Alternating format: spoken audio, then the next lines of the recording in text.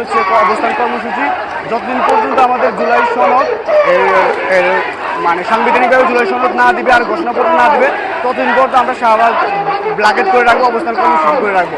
আমাদের দাবি দুইটাই, এক হচ্ছে জুলাই সনদ সাংবিধানিকভাবে দিতে হবে, আর হচ্ছে জুলাই ঘোষণাপত্র দিতে হবে। তার জন্য আমাদের সারা বাংলাদেশের বিবেকবান জুলাই যোদ্ধা, আহত জুলাই যোদ্ধা এবং শহীদ পরিবার সবাই ঢাকার দিকে আসতেছে এবং কিছু ভাইরা আসছে, কিছু ভাইরা আসতে আছে। আমরা এই কর্মসূচিতে যতদিন পর্যন্ত ঘোষণা না করবে ততদিন পর্যন্ত আমরা এই অবস্থান কর্মসূচি চালিয়ে যাব।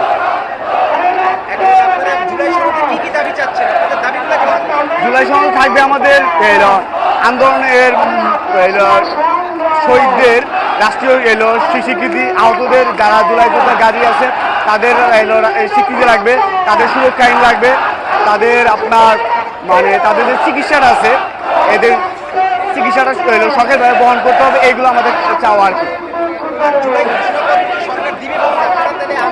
সরকার জুলাই ঘোষণাপত্র দিবে এটা সরকার তখন স্পষ্টভাবে উনি বারবার বলেছে, ওনার কথায় আমরা মানে আস্থা পাচ্ছি না। যেমন 31শে ডিসেম্বর গত বছর 24 সালে যখন আন্দোলন করি তখন বলেছিল যে জুলাই ঘোষণাপত্র দিবে, মার্চে বললো যে দিবে, তারপর আপনার জুলাই মাসে দেওয়ার কথা ছিল।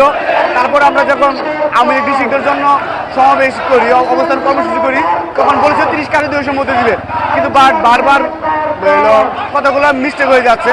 সেজন্য আমরা আজকে অবস্থান কর্মসূচি নিয়েছি, যে পর্যন্ত জুলাই ঘোষণাপত্র এবং সাংবিধানিকভাবে ঈদ না দিবে, জুলাই সনদ না দিবে, সে পর্যন্ত আমরা এই আন্দোলন চালিয়ে যাব।